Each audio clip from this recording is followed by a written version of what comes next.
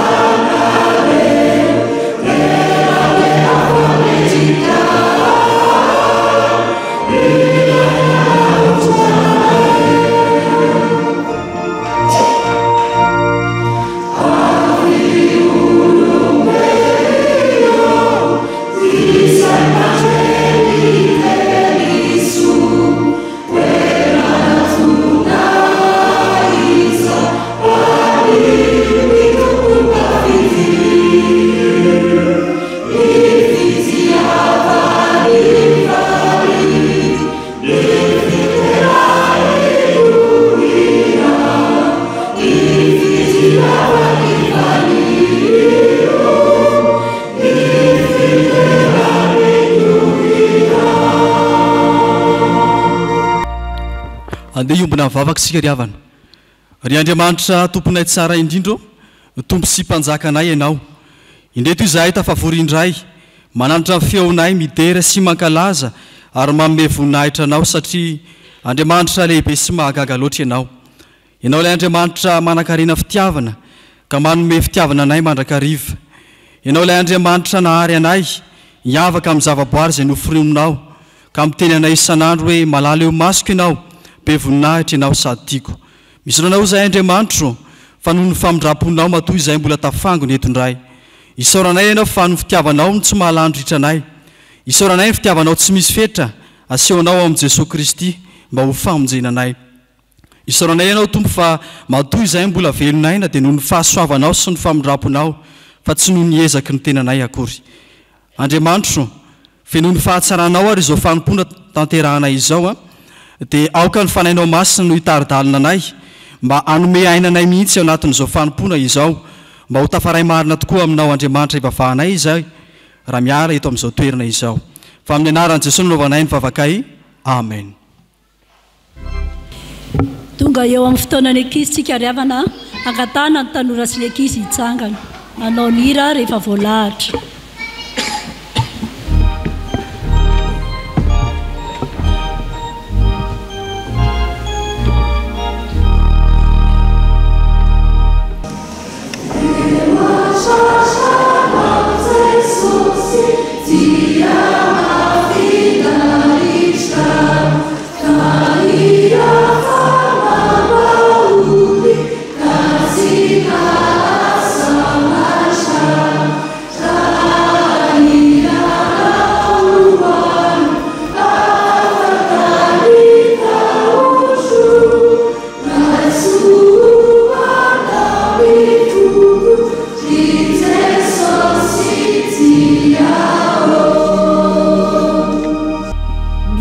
Ianareo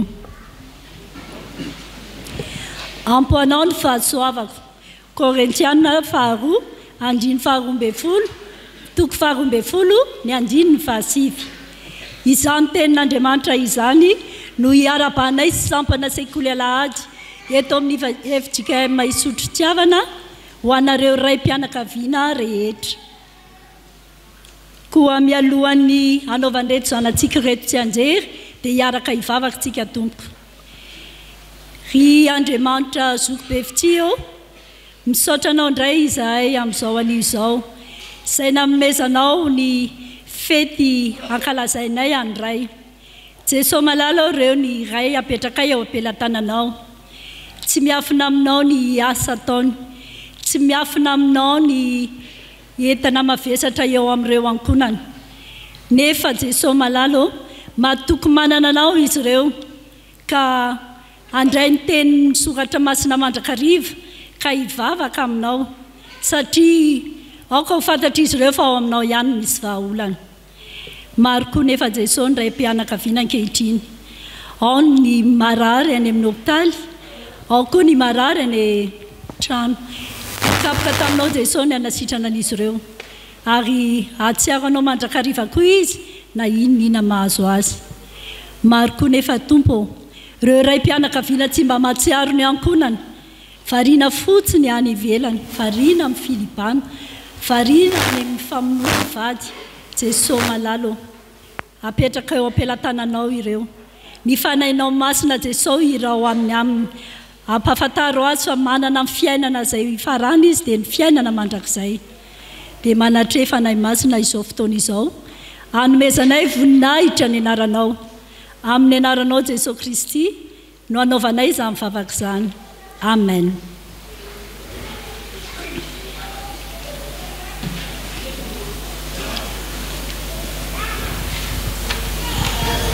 Arahaby ianao ry Dady, tokana tany tsy haiko adinoana i Dada malala tsarovany taona. Arahaba ry Dada ilay andriankinana anatsehonao dia tena sahira. Ny adidy rehetra mitsasy an-tanàny dia tsy misy fetra ary tsy azo alàna. Mahereza ry Dady fa Jesosy mbanao mba feno fiadaniny ankohonanao.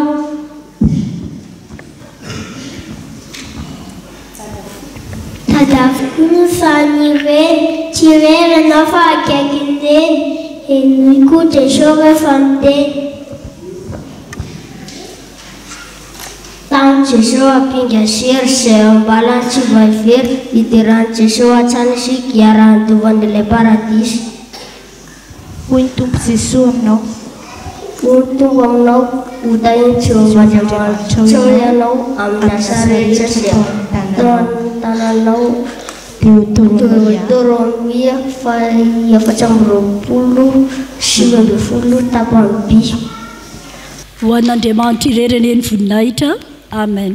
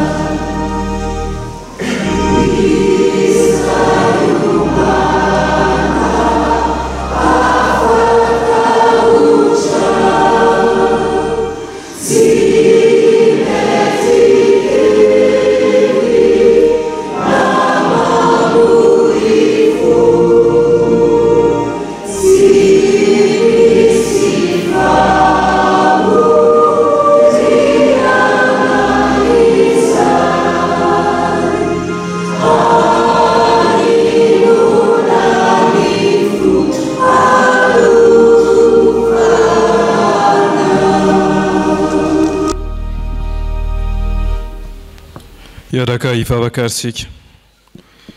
Raha nay izay ny an-danitra mbola mivavaka aminao indray izahay fa nahatratra izao fotoana makina ny teninao izao. Koa mangataka feno fanainao masina izahay ho anay izay hamaky ny teny mba tsy hilaza sy hamaky afa-tsy izay tianao vakinay. Apetraka eo ambanin'ny fitarian'ny fanainao ihany koa ny mpitoriteny mba ho feno ny voninahitrao sy hampita ny hafatrao avy aminao irery ihany. Ary ireo vahoakanao izay ato an-tranonao anio taio izy ireo mba hifantoka amin'ny hafatra izay ho raisiny. Ary indrindra esory izay rehetra tsy avy aminao mety hanakana izany ka mba ho tsapany tsirairay fa tena miaro azy tokoa ianao Andriamanitra. Amin'ny anaran'i Jesosy Kristy zanakao nanaovanay ny vavakay. Amen. Iaraka mamaky sy hain'ny soratra masina isika ao amin'ny fanekena taloha bokin'ny Samuela. Samuela voalohany toko 7 andininy 2 ka hatramin'ny 14. Rehefa hita dia ho vakiana amin'ny anaran'ny Tompo. Ary hatramin'izany andro izany dia nitoetra ela tany Kiriat-Jearima ny fiaran'i Jehovah dia 20 taona ary ny taranaka Israely rehetra nalelo an'i Jehovah. Ary hoy Samuela tamin'ny Israely rehetra, raha miverina amin'i Jehovah amin'ny fonareo rehetra tokoa ary ianareo dia rio hiala aminareo ny andriaman-kafa sy ireo Astarta ka hampioman'ny fonareo an'i Jehovah ary aoka izy ihany no tompoinareo dia hamonjy anareo amin'ny tanan'ny Filistina izy. Dia nanary ireo Bala sy Astarta zanak'Israely ka nanompo an'i Jehovah irery ihany. Ary hoy Samuela, vorio ny Israely rehetra ho an'i Mispa dia hivavaka amin'i Jehovah ho anareo ao. Dia nivory tamin'i Mispa izy ary nanovy rano ka nandraraka izany teo anatrehan'i Jehovah sady nifady anina tamin'izany andro izany izy ka nanao hoe efa nanota tamin'i Jehovah isika. Ary Samuela nitsara ny zanak'Israely tamin'i Mispa. Ary rehefa ren'ny Filistina fa efa vory tamin'i Mispa ny zanak'Israely dia niakatra hamely azy ireo andriana Filistina. Ary noho nandray izany ny zanak'Israely dia raiky tahotra izy noho ny Filistina. Dia hoy ny zanak'Israely tamin'i Samuela, aza mitsahatra mitaraina amin'i Jehovah Andriamantsika ho anay ianao mba homenjeny anay amin'ny tanan'ny Filistina. Dia naka zanak'ondry mbola amin'ony Samuela ka nanatitra azy ho fanatitra dorana ho an'i Jehovah. Dia nitaraina tamin'i Jehovah ho an'i Israely Samuela ary niano azy Jehovah. Ary raha mbola nanatitra ny fanatitra dorana Samuela dia nanatona ny Filistina hiady amin'ny Israely. Fa Jehovah nampikotrokorana mafy tamin'ny Filistina tamin'izany andro izany ka nampifanaritaka azy dia resy teo alohan'ny Israely izy. Ary ny lehilahy amin'ny Israely niala tamin'ny Mispa dia nanenjika amin'ny Filistina ka namely azy mandra-pahatonga ny teo ambanin'ny Betikara. Ary Samuela nakavato ka nanorina azy teo anelanelan'ny Mispa sena ary ny anarany nataony hoe Ebenezera fa hoy izy efa novonjen'i Jehovah isika hatramin'izao. Dia resy ny Filistina ka tsy tafiditra teo anatin'ny faritanin'ny Israely intsony ary ny tanan'i Jehovah namely ny Filistina tamin'ny andro rehetra niainan'i Samuela. Ary ny tanàna izay efa nalain'ny Filistina tamin'ny Israely dia azon'ny Israely indray hatrany Ekrona ka hatrany Gata. Ary ny faritanin'ireo dia nalain'ny Israely tamin'ny tanan'ny Filistina koa ary niavana ny Israely sy ny Amorita.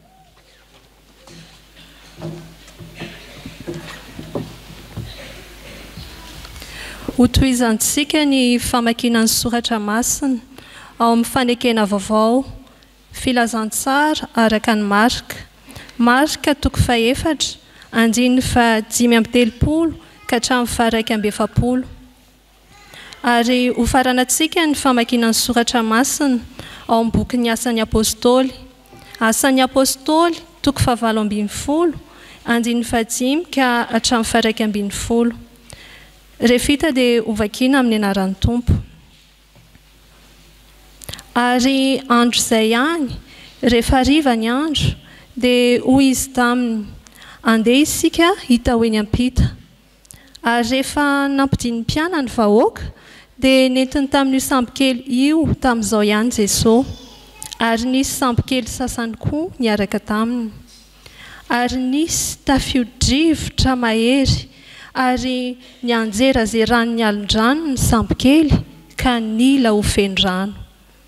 Ary Jesosy natory teo ambodin'ny sambo kely tambonin'ny ondana ary namoa azy izy ireo ka nanao taminy hoe mpampianatra ô, tsy mampaninona anao va zao ahafatesanay izao? Ary ny fo izy dia niteny mafy ny rivotra sady nilaza tamin'ny ranomasina hoe mangina mitsahara, ary dia nitsahatra ny rivotra ka tony tsara ny andro. Ary hoy izy taminy, nahoana ny misaritahotra ianareo? Tsy mbola manam-pinoana va ianareo? Ary natahotra indrindra ireo ka niresaka hoe iza moa ity fa ny rivotra sy ny ranomasina aza manaiky azy. Ary rehefa tafidiny avy tany Makedonia Silas sy Timoty dia voateriny teny Paoly ka nanambara tamin'ny Jiosy fa Jesosy Kristy. Ary noho nanohitra sy ny teny ratsy ireo dia nanompakobadamba izy ka nanao hoe aoka hoe ho andohanareo ny ranareo, afaka aho ary amin'izao sisy izao dia akany amin'ny jetilisa aho. Ary raha niala teo izy dia niditra tao an-trano lehilahy atao hoe Titus Josto izay nivavaka tamin'Andriamanitra ary ny tranony fanolotra tamin'ny sinagoga. Ary Crispo mpanapaka ny sinagoga mba amin'ny ankohonany rehetra dia niny ny tompo. Ary maro koa ny Korintianina ranandre dia nino ka natao batisa. Ary ny tompo niteny tamin'ny Paoly tamin'ny fahitana no ny alina ka nanao hoe aza matahotra fa mitenena ihany ka aza mangina fa izao momba anao ary tsisy olona hiazona anao anisy ratsy anao, fa manana olona maro amin'ny ty tanàntsy aho. Ary izy nitoetra teo herintaona sy enim-bolana ka nampianatra ny tenin'Andriamanitra teo aminy. Amen.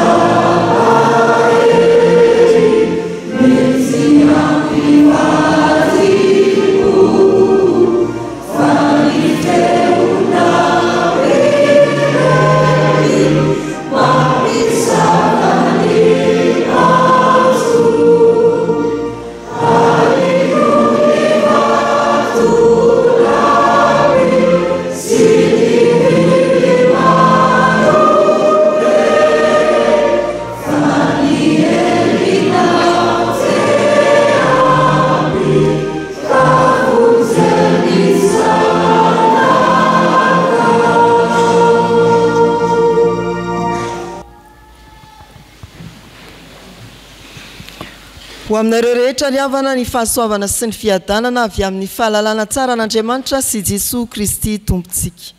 Ity alahady ity araka ny fanolorana dia alahady atokantsika eto amin'ny fitandremana ho alahady ny fahasoavana ankasitrahana ny tompo no ny fahasoavana tsy hain'ny vavatononona atolony atsika isan'andro sy mandrakariva ary ty alahady ty koa dia alahady atokana ahatsiarovana ny ray mpianakaviana rehetra hitondrana azy ambavaka anlorantsika koa mariky ny fahatsiarovana araka ny hira zay ny aloha ny toriteny dia azonareo an-tsaina ry havana fankeo marika toko faefatra andininy fahadimy ambitelopolo hatramin'ny faraika amby efapolo isika amin'izao afatr'Andriamanitra izao.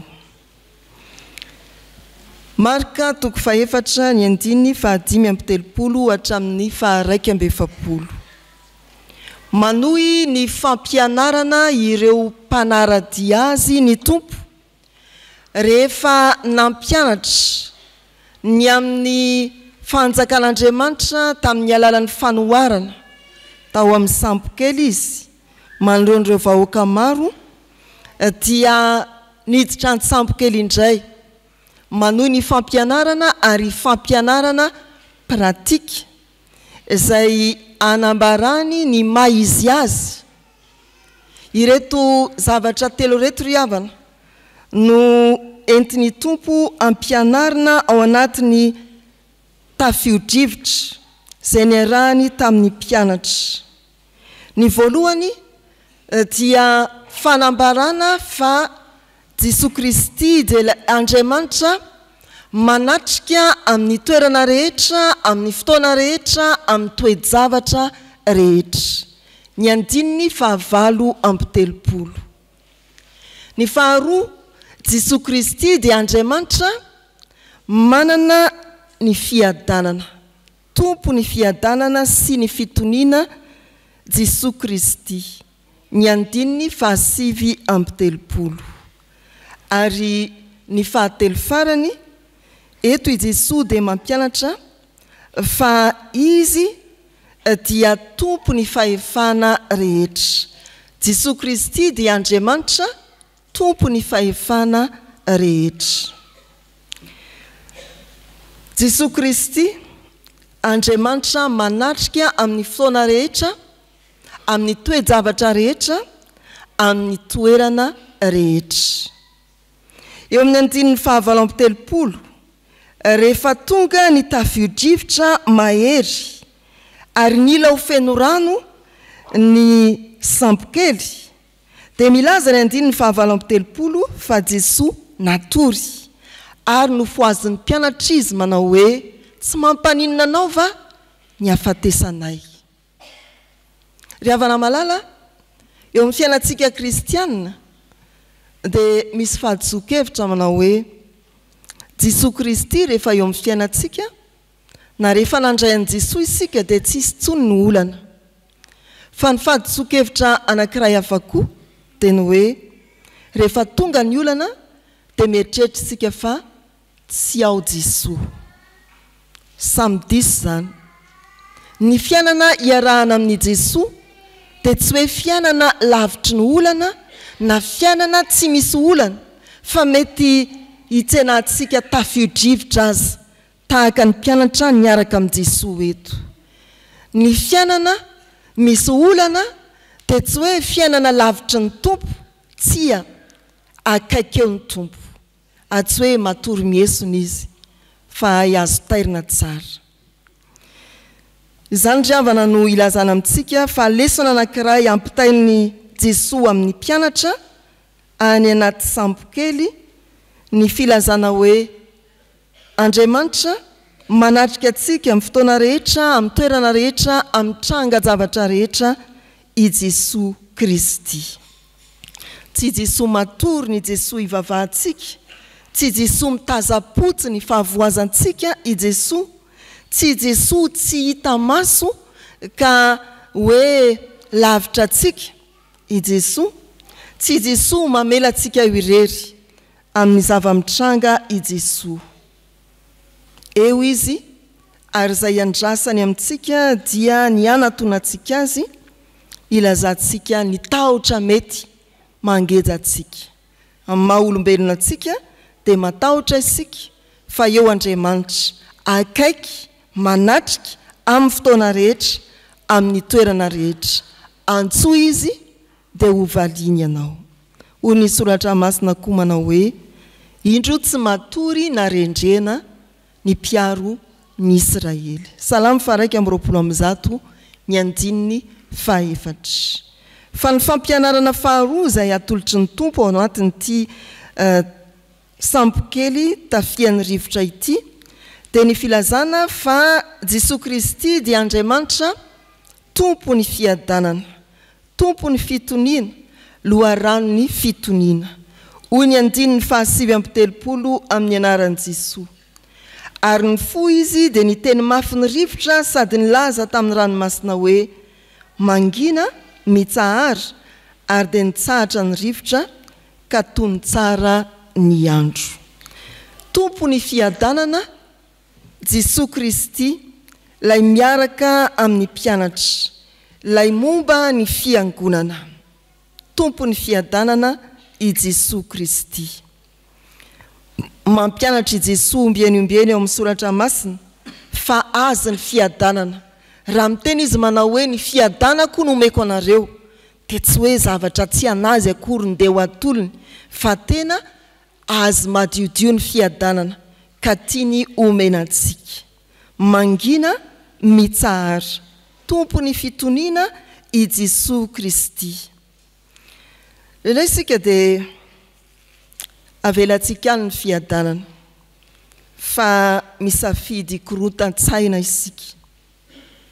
Indray isika dia tsy mahatsiaro hoe ity Jesosy izay ivavahantsika ity miaraka amintsika isan'andro ity ane ka Jesosy tompo ny fitoniana dia misendoatra foneny isika. Zany ray mpianakaviana rehefa tezitra misafoka ery nefa manompo an'ilay andrian'ny fiadanana. Mety mahaolona tokoa zany hoe mora misafoka, mitrerotrerona fa ao amin'i Jesosy Kristy ny fiadanana. Rehefa misy an'in'ilay mitraotraotra iny any an-trano dia mba tonony hoe mangina mitsahara hoy Jesosy. Mety hitrango zany ry havana any tokantrano misy atsika raha sendra voatohitoy ny tafio-drivotra dada dia alefany any amintsika zany safotofotony rivotra zany. Fa amin'izay tsarovy ny tenin'i Jesosy ka ampitao hoe mangina mitsahara. Ny fahatelo fampianaran'i Jesosy atao anatin'izao sampokely misehatra tafio-drivotra izao erahany amin'ny mpianatra dia ny fanambarana fa izy dia tompo ny fahefana rehetra. Tompo ny fahefana rehetra Andriamanitra ka nasehony tao amin'i Jesosy Kristy mifeny zava-boary sy ny olona rehetra zany. Ao amin'ny asan'ny apôstôly 5:12 teo dia misy filazana manao hoe manana olona maro eto amin'ity tanàna ity aho. Mba hanala ny tahotra ao amin'ny mpitory ny filazantsara dia nanome toky ny tompo manao hoe manana olona maro ato amin'ity tanàna ity aho. Rehefa mitranga ny zavatsarotra ny malaky ao an-tsaitsika dia nitady olona manana fahefana na olona azo ianteherana mba ho fialofana sy ho fiarovana. Rehefa mitranga koa ny zavatra sarotra dia mitotototo mitady vola isika mba ahafahana mandresy zany sarotra izany, mividy ny fahamarinana eny amin'ny fitsarana, mividy ny mari-pahaizana eo amin'ny sehitry ny fianarana satria matahotra fanadinana. Hatraiza ry havana ny fahatokitsika an'Andriamanitra ao amin'i Jesosy Kristy lay tompo ny fahefana rehetra, mampitony anao enatrehan'ny fanadinana tsy maintsy ho sedraina, mampitony anao alohan'ny sarotra tsy maintsy ho atrehana. Matoki fa ampianarana izao soratra masina izao araka ny andininy 2:7 isika fa Andriamanitra ao amin'i Jesosy Kristy dia tompo ny fahefana rehetra. Hoy ny mpianatra natahotra indrindra izy ireo ka niresaka hoe iza moa ity fa ny rivotra sy ny ranomasina aza manaiky azy. Izany ry havana no Jesosy izay atontsika. Jesosy miaraka amintsika, izy mampitony manana ny fahefana rehetra amin'izay karazana tafiotra mety manafika ny fiainantsika, mitady andifotra ny tokantranontsika, mitady andifotra ny fiangonana, mitady andifotra ny sambo fiara. Tadiditsika ny tantarany Noa. Ndreo ary havana amin'izao anio izao afatra anankitelo avy amin'ny tantarany sambo kely ny sedra tafio-drivotra mampahatsiaro sy mampahafantatra antsika indray fa io Andriamanitra izay tompontsika ao amin'ny Jesosy Kristy io dia tsy mandao anao fa Andriamanitra amin'ny fotoana rehetra, Andriamanitra amin'ny toe-javatra rehetra, Andriamanitra amin'ny toerana rehetra. Mampianatra antsika koa i Jesosy amin'izao tantara izao te ilaza amintsika fa izy dia Andriamanitra izay tompony fiadanana, mampitony ny korontana, mampitony ny samboaravoara rehetra. Ary mampianatra antsika i Jesosy fa tompony fahefana izy, ny rivotra sy ny ranomasina aza manaiky azy. Ndeha ary amin'izao anio izao aka andresen-dahatra ao amin'ny tenin'Andriamanitra fa isika manompo Andriamanitra izay tsy mandao antsika amin'ny fotoana rehetra, manana ny fahefana ary dia izotra amin'izany lalana izany. Engana ry-havana Jesosy Kristy hotsaroantsika fa ao amin'ny sambontsika isa-tokantrano, isam-batan'olona ary isam-piangonana. Dia anavao indray ny fandraisana azy sika amin'izao anio izao. Amen. Andeha iombavaka sika ry havana. Andriamanitra manatona anao ampandritreteny izahay, matsiaro menatra sy mangahy ahy izahay tompo rehefa avy nandreny sitraponao. Nambaranao taminay fa Andriamanitra manarika amin'ny fotoana rehetra ianao, amin'ny toerana rehetra, amin'ny toe-javatra rehetra. Andriamanitra ny fiadanana sy ny fitoniana ianao, Andriamanitra tompon'ny fahefana rehetra ianao. Rehefa impirimpiry tokoa moa izay Andriamanitra no manome toerana ny trakefanay, manome toerana ny fahaiza-manaonay, ka indraindray dia tsy mamelanao Andriamanitra hiasa eo amin'ny fiainanay. Kanefa tompo rehefa atody zava-tsatro izahay dia mipapapapany aminao ihany. Impiry tokoa moa izay Andriamanitra no ambara fa zanaky ny fiadanana, Andriamanitra ny fiadanana sy ny fitoniana ny Andriamanitra ivavahanay. Kanefa ny teny aloky ny vavanay dia teny mandratra, mety mandratra ny sofiny hafa ihany koa aza ary mitondra alahelo ho an'ny manodidina anay kanefa mba kristianina ihany izahay. Andriamanitra impirimpiry tokoa moa izay no raha tojo zavatsarotra amin'ny lafiny zavatra maro samihafa dia mitady olona izahay hanafaka anay, manam-pahefana, mety hanavitra anay ao anatin'ny zavatra hatrehanay. Kanefa tompo isan'andro ianao dia manamafy mandrakariva fa anao Andriamanitra tokoa ny fahefana rehetra ny an-danitra sy ety ambonin'ny tany, kanefa tsy mahatoky izany izahay. Dia mifona aminao izay Andriamanitra ny amin'izany tsy fahamarinanay izany, ary mifona aminao izay satria tsy manome lanjanao ary tsy manao anao lahara-pahameny eo amin'ny fiainanay. Ankehitriny izay dia samy haikiny tsy fahatanteranay ao anatrehanao ao anatin'izao vavaka mangina izao dia enoy ny fitaraina tsirairay avy miaiky ny fahatsoiny ao anatrehanao.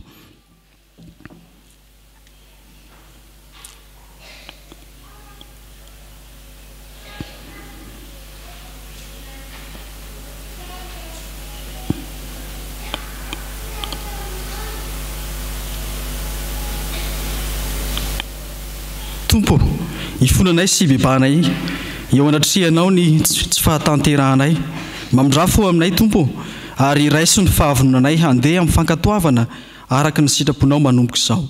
Fa amin'ny anaran'i Jesosy no nangatana izany. Amen.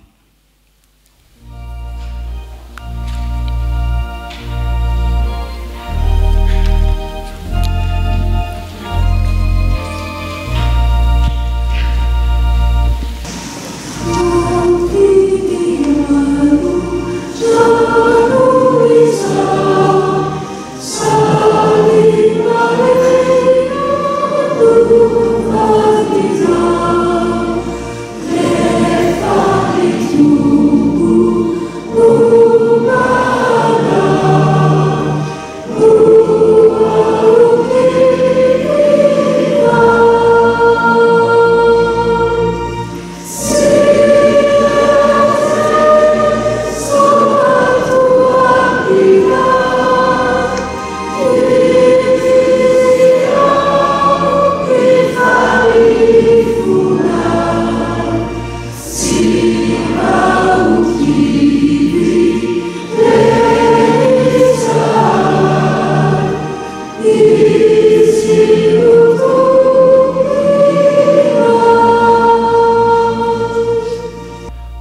ry havana ny andriamanitra ivavahantsika dia andriamanitra mamindra fosy miantra ko anao izay mibebaka marina tokoa raha dia andeha hitsangana ianao a handray ny teny somahafaly a ho famelana ny olontsika fa hoy ny tompo ianao rory izay afotofotony tafio-drivotra sady tsy manana fampiononana indro izao andatsaka ny vatinao amin'ny antomony sy anorona ny fanambaninao amin'ny safira ataoko robiana ny tilikambo madinikao sy karbonkola ny vavahadinao ary vatosoa ny faritaninao manodidina ko ambara amin'ny anaran'ny tompo ary fa voavela ny elokareo noho ny anaran'ny masina midy rano tompo amen.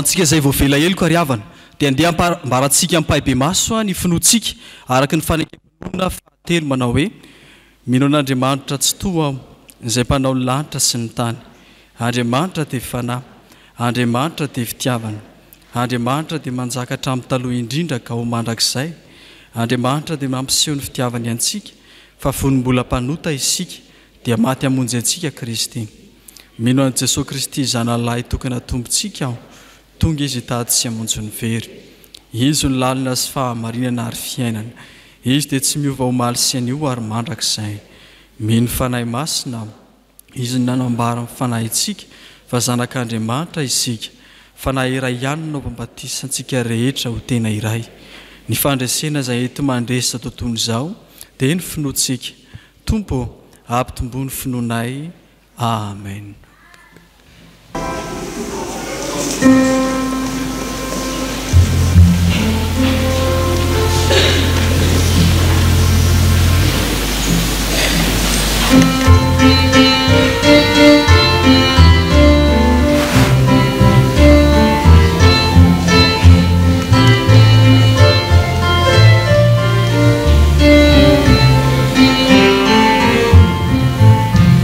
Anu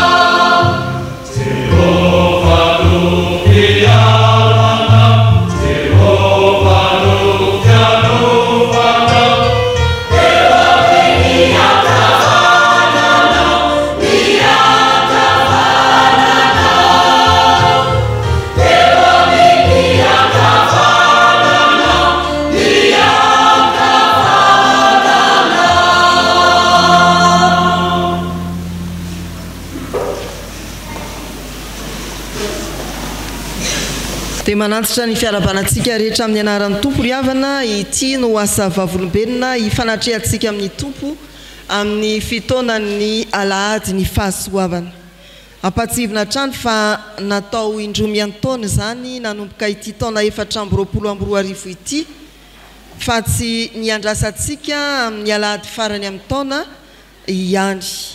Ato anatin'ny enim-bolana voalohany dia izao ary no tanterahantsika ny atao hoe alahady ny fahasoavana. Inona moa ny alahady ny fahasoavana? Ny alahady ny fahasoavana dia anamariantsika fankasitrahana fenon'ny tompo noho ny fahasoavana izay nomeny antsika.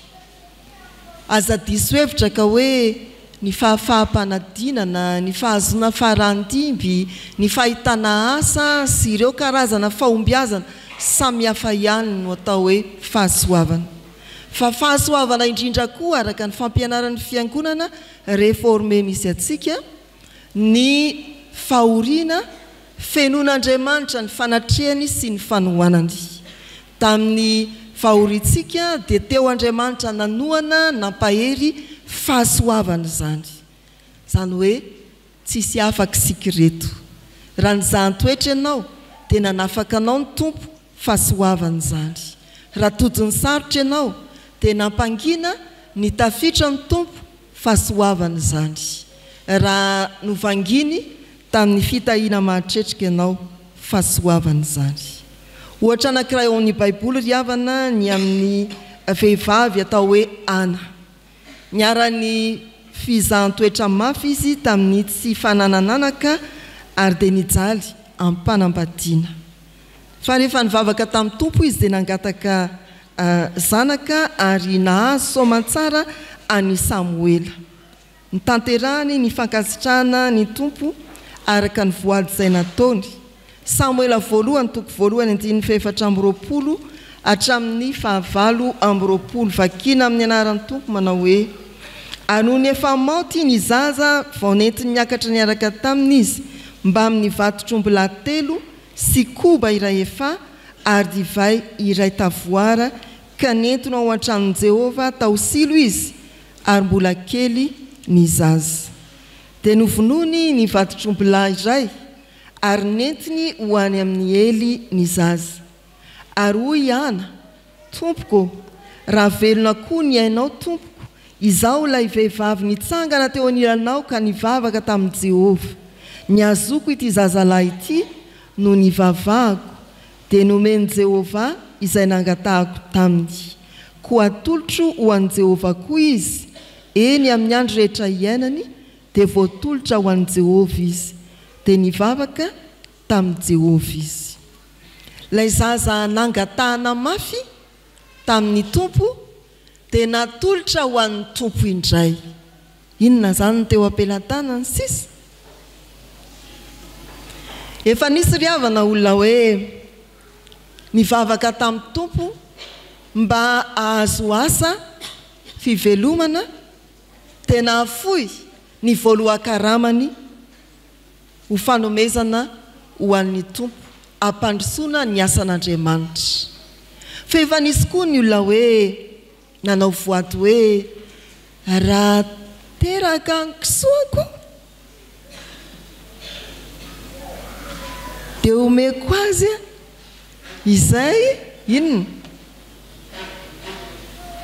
fotsifotsy sisy pentinao teraka raha ny kisoaka fotsifotsy daholo mivoaka tao dia ahoana aka aloha hitady petipetina maintimainty jerena tany amin'ny hoan'ny kisoa nisy tsisy atolotra zany ireo ry havana malala iza ny safidinao na ny zany toetra anao ka niara-ny fahoriana mafy nanohananao ny tompo fahasoavana zany raha namaly vavaka anao araka ny fanirinao ny tompo fahasoavana indrindra koa zany manapa-hevitra mario amin'izay azonao omena farany betsaka ny fisaorana sy fankasitrahana ny tompo ho fanatanterana ny asany amin'ity fotoana ny asa vavolombelona ity ndia ary hitarika antsika ny dekona amin'ny fanaterana izany rakim-pahasoavana izany dia ravanira faharoapolo sy manaraka ho tendren'ny mpitendry tanterao amin'ny fifaliana zay efa niomanantsika andeha iombona mivavaka fangatasika ry havana Andriamanitra tomponay io mety hoe tahaka ny rivotra tokoa izay tsy hitanay ny fiasan'ny fahasoavanao miatra aminay kanefa tompo tsapanay ny fiasany zany ary mamelona anay izany dia tsapanay tompo zany fahasoavanao izany na dia tsy mendrika azo izany akory azy izahay tompo dia nomenao maimaimpona ho anay tsirairay avy zany dia misaotra fa afaka manatanteraka izany izahay tamin'ity anio ity mety amin'ny endrika samihafa tompo ny fahasoavana izay noraisinay taminao Andriamanitra mety mahafaly zany mety mampalahelo anay ihany koa mety tsy araky ny heveranay amin'ny maha-olombelona nosarahanay azy kanefa asehonao eo amin'ny fiainanay dia misaotra tompo ny amin'izany fiasanao mahagaga ny fiainanay izany fa miara-miasa tokoa asoa izay tianao Andriamanitra ny zavatra rehetra dia isaoranay ianao izany isaoranay ianao tompo noho ny amin'ny teninao satria mefantatra mandrakariva ny Andriamanitra ivavahanay ary manontany anay ny olona dia afaka milaza izahay hoe fantatro izay inoko satria nambara taminay ny maizy azy ianao Andriamanitra fa Andriamanitra manerina ny zavatra rehetra tokoa ianao Andriamanitra tompon'ny fiadanana sy ny fitoniana ianao Andriamanitra manana fahefana amin'ny zavatra rehetra ianao dia vonina izahay tompo ny ametraka feno ho laharana voalohany eo amin'ny fiainanay ianao Andriamanitra amin'izay rehetra tanterahanay ary ny teny aloky ny vavanay dia hitondra fiadanana ho an'ny hafa ka raha miresaka amin'ny hafa izahay dia ho tsapan'ny hafa fa kristianina tokoa izahay mizara fiainana sy fiadanana ho an'ny manodidina anay izany indrindra Andriamanitra no angatahanay hery avy aminao ankehitriny mba hahatonga anay ho sa hijoro vavolombelona tsy amin'ny teny ihany fa amin'ny asa ihany koa amin'ny andro rehetra tanterahanay raha mbola velonaina ihany koa izahay tompo Andriamanitra io apetraka fianao am-pelantananao ny firenenay mangataka izahay ny fiadananao no ampitoerinao amin'ity firenena ity ireo izay tsy salama na ny tenanay izany na ny ankonanay na ny havanay na ny mpiara-mivavaka aminay dia ianao Andriamanitra ny ahasitrana azy ireny dia ampaherezy tompo ireo anatin'ny fahoriana ireo namoy avatiana na manakaiky ianao Andriamanitra ny ahasitrana ny ratra mety mahazo azy ireo dia mivavaka izay ho an'ny fiangonana misy anay ny afintsika mahisotro fitiavana izany ampitombony finoanay Andriamanitra ampitombony ny fiombonanay indrindra ny fifankatiavanay samy kristianina ary ny fahavitrianay ihany koa hanompanao Andriamanitra mba ho vavolombelona tokoa izahay dia ampio izahay tompo mba ho vavolombelona mahatoky mizara ny fitiavanao hitondra ny teninao an'izay mbola tsy malala tsy nandre izany taio ny mpitandrina sy ny vady aman-janany ireo rehetra izay mikely aina mampitombo ny ambainday ny fanjakanao Andriamanitra dia omeo fahendreny izy ireny meo hery ihany koa ahifany ny asanao satria tsy mora tokoa izany Andriamanitra izay mivavaka izahay ho any ray mpianakaviana rehetra mba hizara teny fiadanana tokoa anivon'ny tokantrano izy ireny sanatria ho fampitahorina ny ankonany ampio izy ireny Andriamanitra ho fitaovana mahomby hitondra fiadanana ho an'ny ankonany ary mba ohatra tsara azony zanany alaitahaka azony manodidina alaitahaka ihany koa mangataka izahay ho tompo ho an'ireo rehetra anjorom-bala mila vonjy sy miaina ao anatin'ny fahantrana eny ireo tsy manana ray anterina ihany koa ao anatin'izao fankalazana fetiny ray izao. Ianao Andriamanitra ne hitsibona sy hijery azy ireny manokana ka tsy hamela azy ireny irery fa eo akaikin'izy ireo manakariva. Izay Andriamanitra dia samba manana izay hitahitam-ponay. Ankehitriny dia hivavaka mangina izay ka ao anatin'izao vavaka izao dia enohy ny vavaka sandratry ny tsirairay ao anatrehanao.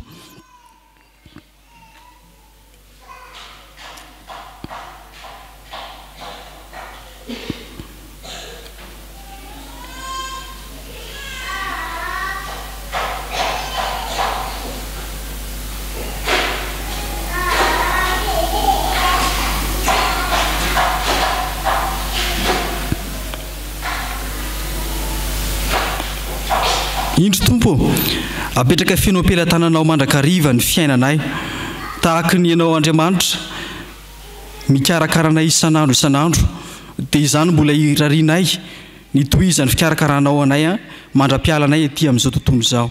Fa amin'ny anaran'i Jesosy naovanay ny vavakay sy ombonanay amin'ilay vavaka tsara nampianarin'ny mpiana fa izay manao hoe rainay izay ny an-danitra ho amasina ny anaranao tonga ny fanjakanao atao ane sitraponao dia tany tahaka ny any an-danitra nohonay misy anina sahaza ao anay ary mamelany elokay tahaka ny melanay izay meloka taminay ary izay mitondra anay amin'ny fakapana manafanay amin'ny ratsy anao ny fanjakana sy ny hery ary ny voninahitra mandrakizay.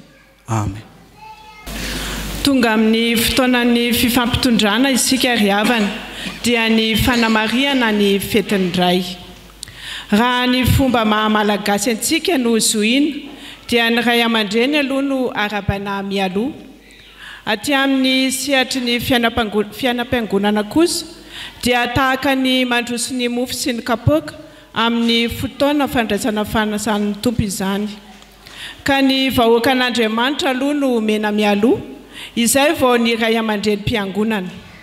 Araka izany dia iroso avy hatrany amin'ny fiarabana ny ray mpianakaviana rehetra izay tonga ato an-tranon'Andriamanitra isika. Isaorana etona ilay ray ambony fa lafatra loatra ny famindrapony izay nandahatra itony fotoana ny fetiny ray tsy hay adinoana. Andro malaza sy fantatr'indrindra ity andro ity ka hita mirindra fa tahaka ny raozy mivelatra tsara ilay fetiny ray voatahiry ho tantara. Koa raha bafinaritra ary no atolotra ho an'ny ray rehetra eto anivon'ny fitandremana isotro fitiavana. Ny ray mantsy no andry ankinana sy fototry ny ankohonana am-pianakaviana. Koa maniry izahay ny andehananareo ray ho amin'ny fitondran-tena mendrika ny filazantsara ka itsika trany eo anatrehan'ireo tranga mety ampisafotifoty ny fiainana ary hiaina mandrakariva ny hoe mifalia mandrakariva amin'ny tompo. Filipianina 4:4. Ho fanamariana izany ary dia isy ny tolotra fanomezana ho anareo ray tsy akanavaka. Toy izao manaraka izao ny fandaminana. Ny ray rehetra dia mitsangana eny atoerana ihany. Araka izany dia izy dekona anolotra fanomezana eny amintsika izay mitsangana. Koa rehefa mahazo ny fanomezana ny ray dia mipetraka avy hatrany. Satria efa samy any am-pelantanan'ny ray rehetra ny fanomezana dia miangavy ny ray aman-dreny mpitandrina hitondra ny hafatra fonosiny izany arahin'ny vavaka. Makasitraka indrindra pastor. Raha toa mbola tsy nivahanao ilay izy dia azo vahana.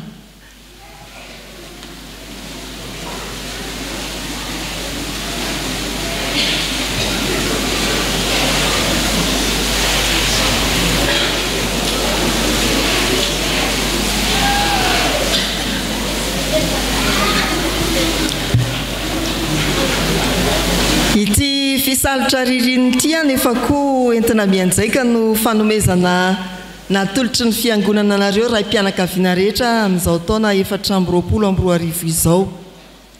Voamariky ny hoe FJK mahisotro fitiavana Filipianina 4:4 mifalia mandrakariva amin'ny tompo fotorak'izay efa natolotra ny ireny ihany izany andin-tsoratra masina izany ho firariana mba ho tokantrano anjakan'ny fifaliana ao amin'ny tompo ny tokantranontsika reny efa nanomboka ny ainy izany tamin'ny faran'ny volana May ianareo ray dia manomboka koa amin'ity 19 Jona ity ho ampoka ny fifaliana ny isan'ankonana riavana mangataka ny ray mpianakaviana rehetra mba hitsangana izao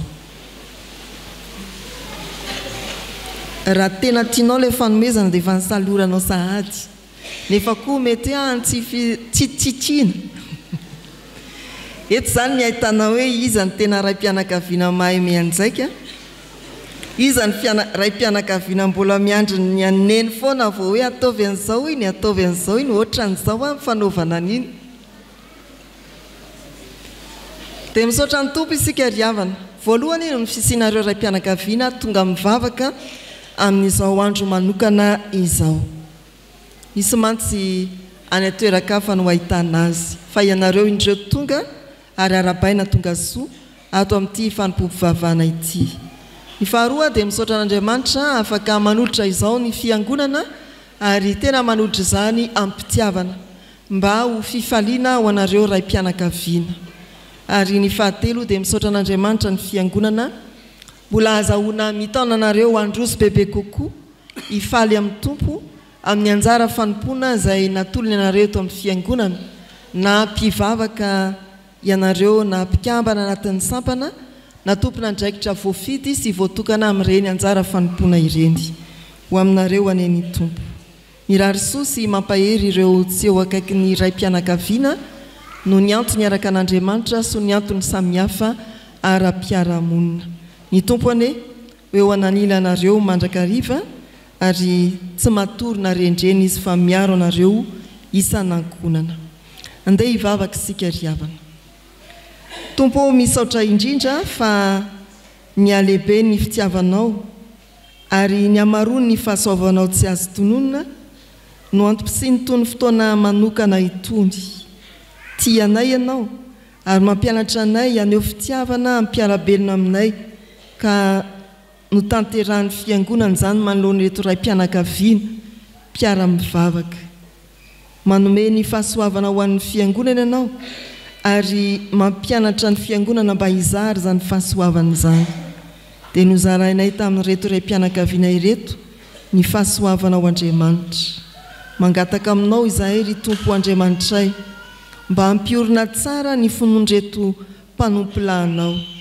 mba ho lehilahy mahery ho lehilahy lehibe mahatratra ny ohatra ny finoana miorina amin'ny soratra masina izy ireo mangataka aminao koa izahay mba hijerenao ny adidy amanandraiky ny asa mandrara fivelomany na ny amperinasa nareo efa misotro ronono dia hovanginao amin'ny tanam-pitahinao maniry izay Andriamanitro ny atonga ny ray mpianakaviana loharano-piadanana ao amin'ny tokantrano nametrahana ho azy ary eto dia manonona indrindra ireo mpitondra tena sy kamboty tsy enika izao fahasoavan'ny fetiny ray izao no ny fandaharanao Andriamanitra izay ekenay amin'ny fanetretena manonona koa ny tokantrano izay misy fahabangan'ny ray mpianakaviana no ny antony samihafa ampamirapiratra ny voninahitrao amin'ireny tokantrano ity sy matoky anao ireny ane ianao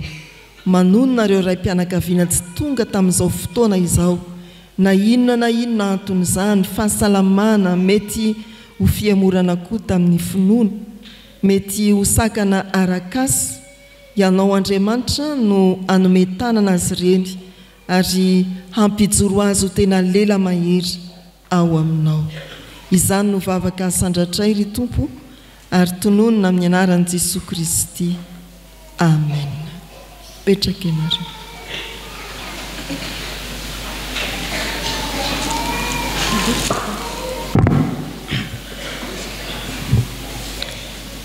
ankehitriny kosa dia mitodika aminareo ray ombonana eto anivon'ny fiangonana izahay koa miangavy anareo izay voalaza anarana irosy ety anoloana ny vadin'ny mpitandrina tonton Razafindrakoto Eric. Ny mpitandrina Ramaolomiaso Solofo. Ny mpitandrina Ratolo Janahary Honoré Auguste. Ny mpitandrina Ratovo Maminirina José Lala. Ny mpitandrina Mizatra Ra Rakoto Arso Sitraka Fanantenana. Mangataka ny brom-piangonana, ny filohan'ny sampana, sampanasy, fikambanana, ijoro ety anoloana, isolotena ny fiangonana iaraba azy ireo.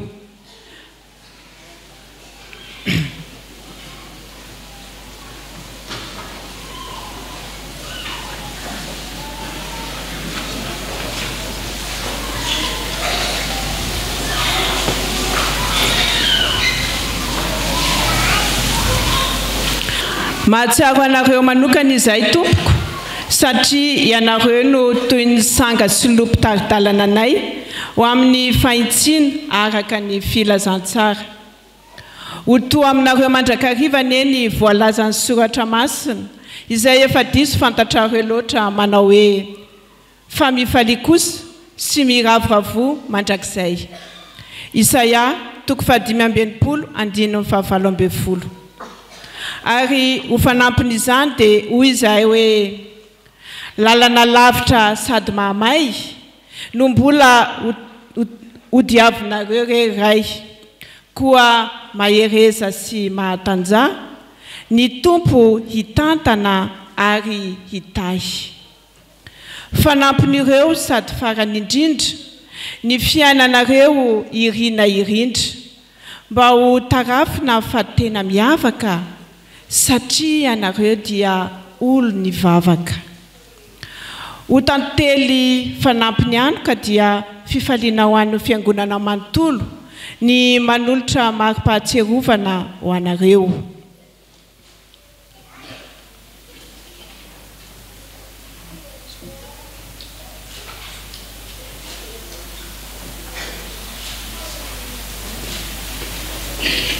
Ary izao ny ray aman-dreny mpitandrina dia hitondra anareo ambavaka. Dia manantitra ny fiarabana sy ny firarintsoa anareo tsirairay avy sy ny ankonanareo ry havana. Inty ny soratra masina izay andravahantsika izao fiarabana sy firarintsoa izao. Araka ny Timoty voalohany ny toko 9:12 sy ny 2:20 amin'ny anaran'ny tompo manao hoe fa ianao kosa ry lehilahy an'Andriamanitra miadi ny ady tsara ny finoana azony ny fiainana mandrakizay fa ho amin'izany miantsonanao koa sy nanaovanao ilay fanekena tsara teo ho maso ny vavolombelona maro. Izany no fampaherezana firariana mba ho lehilahy an'Andriamanitra miazona ny fanekena miazona ny fiainana mandrakizay ianareo. Dia tsy ho foana ny fikelezanareo aina ao amin'ny tompo amin'izara fanompona mbola tonto sainareo tsirairay avy. Ivavaka isika ry havana.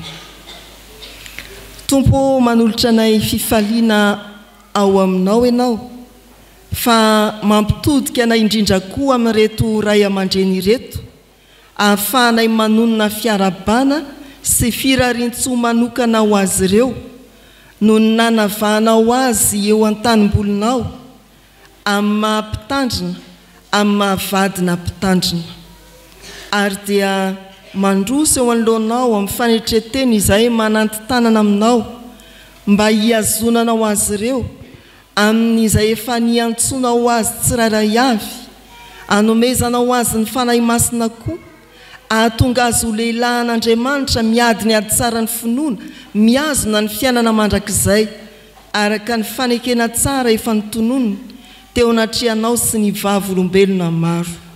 Fa ampio koa izy ireo amin'ny maharay-pianakaviana azy ajoro tsara arovy amin'ny zava-dratsy rehetra tsy ankasitrahanao Andriamanitra ary omeo toana mba azahoany manatanteraka ny adidy amanandraikiny ao amin'ny ankonana nametrahanao azy.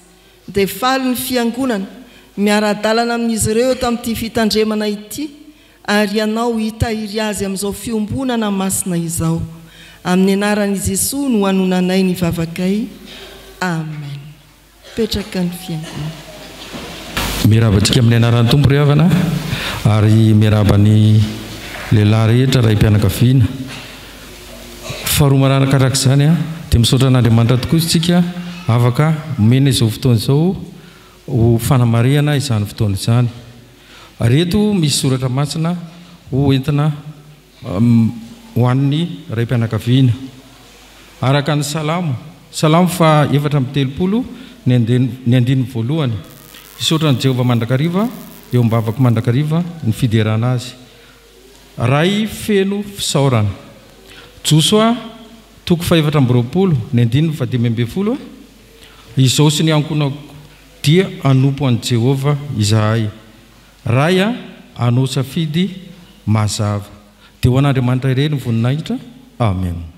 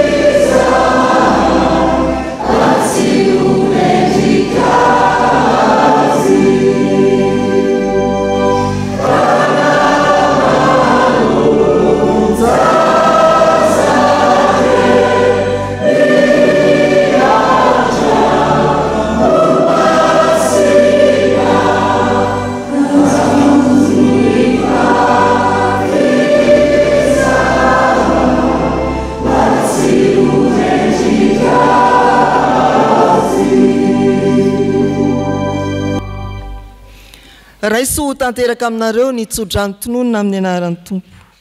Andriamanitry ny fahasoavana rehetra izay efa niantso anareo ho any amin'ny voninahiny mandrakizay eo amin'ny Kristy. Rehefa niaritra fahoriana vetivety ianareo dia izy no hatanteraka sy hampiorina ary hiaro anareo. Amen.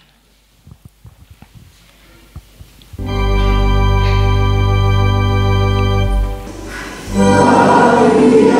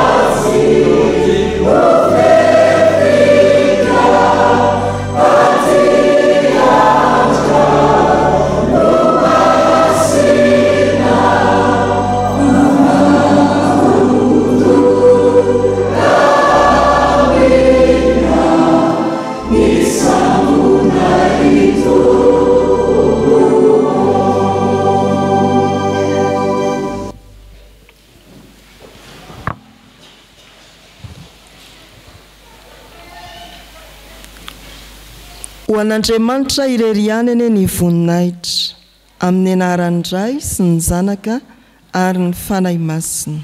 Amen.